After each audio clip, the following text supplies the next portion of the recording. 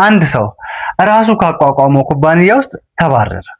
ምን ሊሰማው ይችል ይሆን? ነገር ግን ያ ተባሮ የነበረው ሰው ከዓመታት በኋላ ተመልሶ መጥቶ ያንን ኩባንያ ከጥፋት አድኖ ዛሬ በኪሳችን የምንይዘውን አይፎን በመፍጠር ዓለምን የቀየረ ሰው ነው። ዛሬ የምናወራው ስለዚህ የማይበገር ሰው ስለ ቴክኖሎጂው ሌጀንድ ስቲቭ ጆብስ አስደናቂና እጅግ አስተማሪ የህይወት ጉዞ ነው።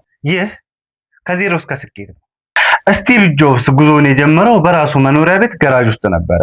ገንዘብ አልነበረውም፣ ልምድ አልነበረውም። የነበረው የማይበገር ራዕይ ብቻ ነበር።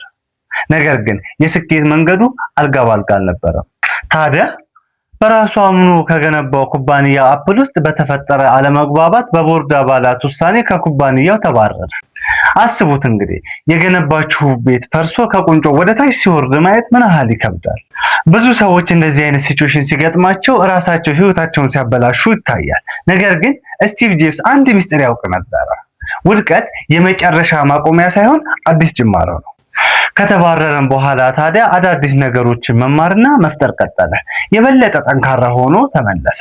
ከዓመታት በኋላ እሱን ያባረረው ኩባንያ ትልቅ ችግር ውስጥ ሲወድቅ እንደገና ተጠርቶ መጣና ኩባንያውን ከጥፋት አድኖ ዓለምን ያስገረመው አይፎንን ለሰው ልጆች አበረከተ።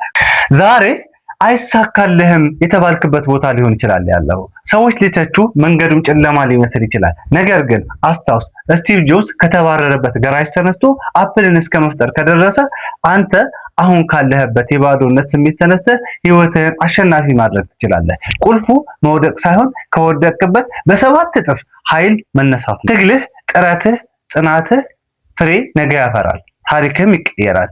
ትንሽ ጀምረህ ትልቅ ትደርሳለህ። የድርሻህን ግን ተወጣ።